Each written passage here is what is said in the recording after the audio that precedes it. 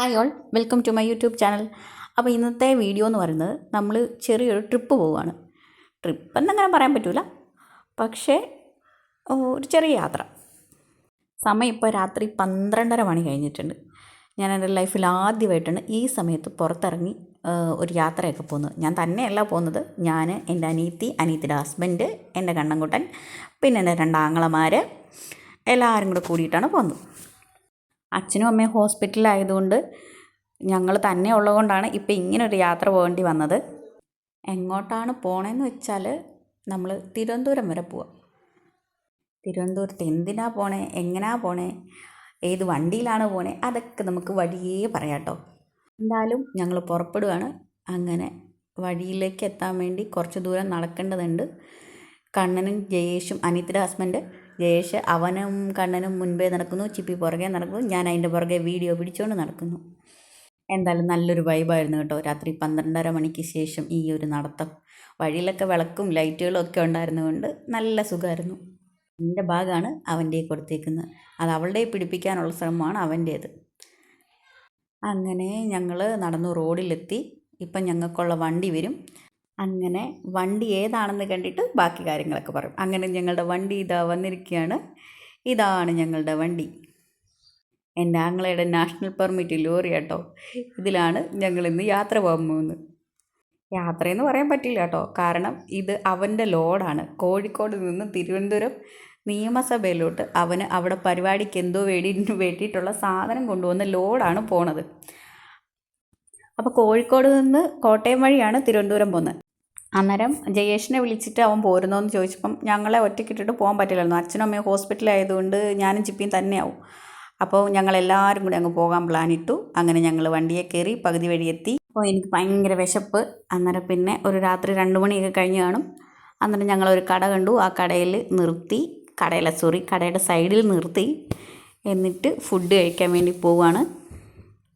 രാത്രി ഞാനങ്ങനെ കാര്യമായിട്ട് ഫുഡൊന്നും കഴിച്ചില്ലായിരുന്നു. എന്നാൽ പിന്നെ ഇപ്പം കഴിച്ചിട്ട് അങ്ങ് പോയേക്കാമെന്ന് വിചാരിച്ചിട്ട് ഞങ്ങളെല്ലാവരും കൂടെ ഫുഡ് കഴിക്കാൻ വേണ്ടി കയറിയിരുന്നു. എല്ലാവരും അവർ പൊറോട്ടയൊക്കെ ഓർഡർ ചെയ്തു. ഞാൻ വീഡിയോ എടുക്കുന്നത് കണ്ടിട്ടാണോ എന്തോ എല്ലാവരും കമൻറ്റ് പറയുന്നുണ്ടായിരുന്നു. എനിക്കും ചിരി വരുന്നുണ്ടായിരുന്നു. പിന്നെ ഫുഡൊക്കെ കഴിച്ച് സാവധാനം ഞങ്ങൾ അവിടെ നിന്ന് ഇറങ്ങി. കാരണം വെളുപ്പിനെ ഒരു 8:30 9 മണിയൊക്കെ ആകുമ്പോഴത്തേനും അവിടെ ചെന്നാൽ മതിയായിരുന്നു. അതുകൊണ്ട് ഞങ്ങൾ പതുക്കെയാണ് പോകുന്നത്. പിന്നെ ഞങ്ങൾ വണ്ടിയെ കയറി കിടന്ന് എല്ലാവരും കൂടെ ചെറുതായിട്ടൊന്ന് ഉറങ്ങി. പിന്നെ നേരം വെളുത്തു കേട്ടോ, പതുക്കെ നേരം വെളുത്തു. അവനാണേ പാവം വണ്ടിയിലിരുന്ന് ഓടിച്ചോണ്ടേയിരിക്കുവാണ്. കണ്ണനാണേ നല്ല ഉറക്കമാണ് കേട്ടോ. നേരം വെളുത്തുവെന്നും അറിഞ്ഞില്ല. ചെറിയ തണുപ്പൊക്കെ ഉള്ളതുകൊണ്ട് നല്ല സുഖമായിട്ടങ്ങ് കിടന്ന് ഉറങ്ങി. പിന്നെ ഞങ്ങൾ നേരെ പോയത് പമ്പിലോട്ടാണ് കേട്ടോ. പമ്പിലാണെന്നുണ്ടെങ്കിൽ ഫ്രഷ് ആവാനുള്ള സൗകര്യമുണ്ട്. ആ സമയത്ത് അവനാണേ ഡീസലൊക്കെ അടിച്ചു. നേരെ നല്ലോണം വെളുത്തായിരുന്നു കേട്ടോ. ഇനി ഞങ്ങൾ നേരെ ഇവിടുന്ന് തിരുവനന്തപുരത്തേക്ക് വച്ച് പിടിച്ച് പോകണം. എപ്പോൾ അവിടെ എത്തുമെന്നൊന്നും അറിയത്തില്ല.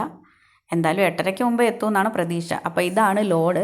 ഇതുകൊണ്ട് അവിടെ ഇറക്കണം. നിയമസഭയിലാണ് ഇറക്കേണ്ടത്.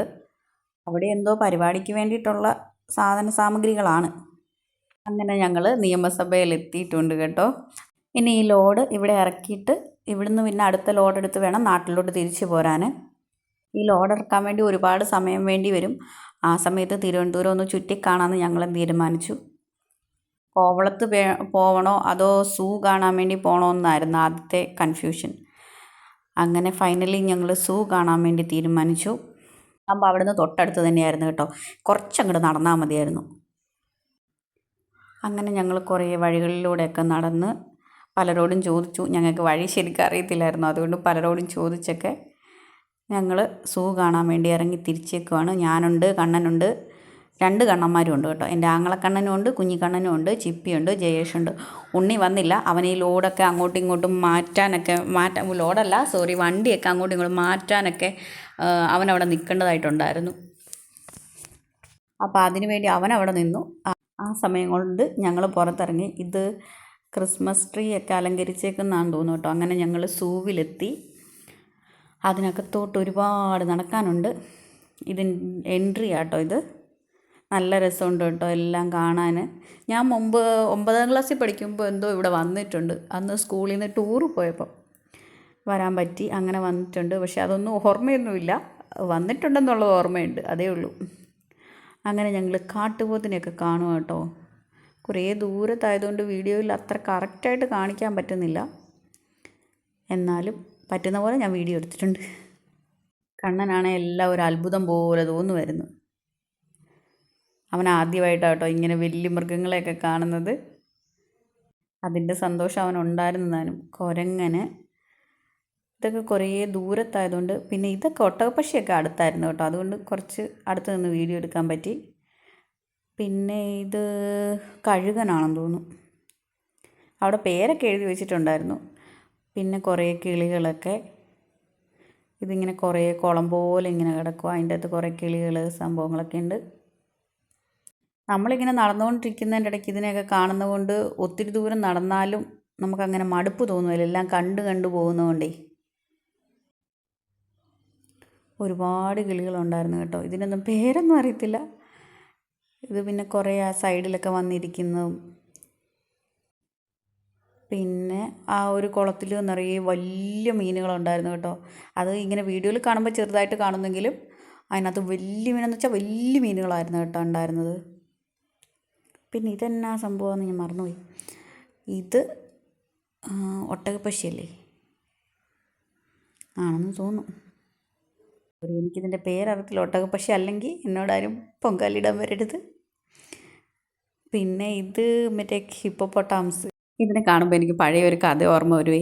പണ്ട് ഞങ്ങൾ കുഞ്ഞായിരുന്നപ്പം അച്ഛൻ ഞങ്ങളെയും കൊണ്ട് സർക്കസ് കാണാൻ പോയി. സർക്കസിൻ്റെ ഇടയ്ക്ക് ഈ ഹിപ്പോപ്പൊട്ടാമസിനെ കാണിച്ചു. അപ്പോൾ ഉണ്ണി പറയുക, അവൻ കുഞ്ഞാട്ടോ, അവൻ വിളിച്ചു പറഞ്ഞു, ആണ്ടച്ചിപ്പി ഇത് ഒരു മുഴുത്ത പന്നീന്ന്. അപ്പോൾ ഇതിനെ കാണുമ്പോൾ എനിക്കറിയാതെ അത് ഓർമ്മ വരും. അതും പറഞ്ഞ് ഞങ്ങളിപ്പോഴും അവനെ കളിയാക്കാറുമുണ്ട്. ഇത് പിന്നെ കേഴാന്ന് പറയണത് എന്തോന്ന് തോന്നുന്നു. അവിടെ ഓരോന്നിൻ്റെയും പേരെഴുതിയ ബോർഡൊക്കെ കേട്ടോ വെച്ചേക്കുന്നത്. ഞാനതൊന്നും വായിക്കാനൊന്നും മെനക്കെട്ടില്ല. പിന്നെ ഇത് മാനാന്ന് തോന്നുന്നു, വെള്ള കളറിലുള്ള മാന്.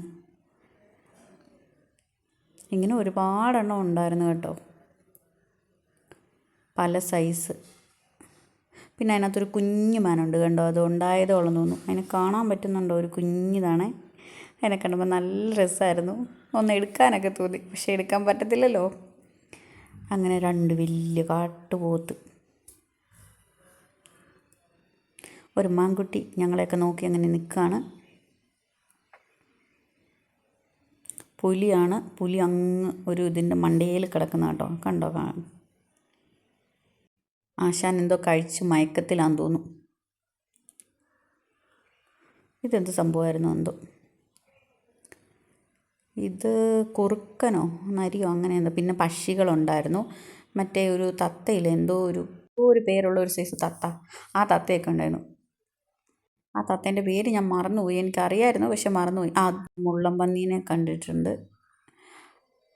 ഇത് ഞങ്ങളുടെ നാട്ടിലൊക്കെ ഉള്ള കേട്ടോ. പിന്നെ ഈ കുളത്തിനകത്ത് മീനൊക്കെയാണെന്ന് തോന്നുന്നു. മീനോ ചിത്രശലഭങ്ങളുടെ ഏരിയ ഒക്കെ ആണെന്ന് തോന്നുന്നത്. ഇതാണ് മുതല. വെള്ളത്തിൽ 2 എണ്ണം ഉണ്ട്. പിന്നെയും പക്ഷിയുടെ അടുത്തോട്ട് തന്നെ വന്നു. ആ ഇതുങ്ങളൊക്കെ ഇങ്ങനെ കൂട്ടിക്കിടക്കുന്ന കാണുമ്പോൾ ഒരു സങ്കടം വരും. അങ്ങനെ ഞങ്ങളെല്ലാം കണ്ട് സൂന്നിറങ്ങി. പിന്നെ ഫുഡ് കഴിക്കാൻ വേണ്ടി പോയി. ഇത് നഗരസഭയുടെ മുന്നിൽ കൂടെ പോയപ്പോൾ ഞാൻ പിന്നെ ഒരു വീഡിയോ അങ്ങ് എടുത്തതേ ഉള്ളൂ കേട്ടോ. അവർ മുമ്പേ പോകുന്നു, ഞാൻ പുറകെ വീഡിയോയും എടുത്തുകൊണ്ട് പോകുന്നു. നമ്മളിങ്ങനെ തിരിച്ചു പോരും കേട്ടോ. ഫുഡൊക്കെ കഴിച്ചു.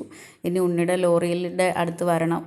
അവൻ അവിടുന്ന് ലോഡ് കിട്ടാൻ താമസം ഉണ്ടെങ്കിൽ ഞങ്ങൾക്ക് ബസ്സിൽ കയറി ഞങ്ങളിങ്ങ് പോരും. ഇത് പിന്നെ ഒരു സ്റ്റേഡിയം എന്തോ കേട്ടോ, പേരൊന്നും എനിക്കറിയത്തില്ല. കണ്ടപ്പോൾ ചുമ്മാ ഒരു വീഡിയോ അങ്ങ് എടുത്തു. എല്ലാം കാണാൻ വേണ്ടിയാണല്ലോ പോയത്. പിന്നെ ഞങ്ങൾ തമ്പാനൂർ ബസ് സ്റ്റേഷനിലോട്ട് പോന്നു. അവിടെ പോകുന്ന വഴിയാണ് ഈ ഒരു അമ്പലം കണ്ടത്. ഇതൊരു ഗണപതി ഭഗവാന്റെ അമ്പലമാണെന്നാണ് തോന്നുന്നത് കേട്ടോ. അറിഞ്ഞു കിടന്നത് കൊണ്ട് വാതിൽക്കൽ പോയി നേർച്ചയൊക്കെ ഇട്ട് പ്രാർത്ഥിച്ചിട്ട് പോന്നു. അങ്ങനെ ഞങ്ങൾ ബസ് കയറി തിരിച്ചു പോന്നു. അപ്പോൾ ഈ വീഡിയോ ഇത്രയേ ഉള്ളൂ. Tata, bye bye.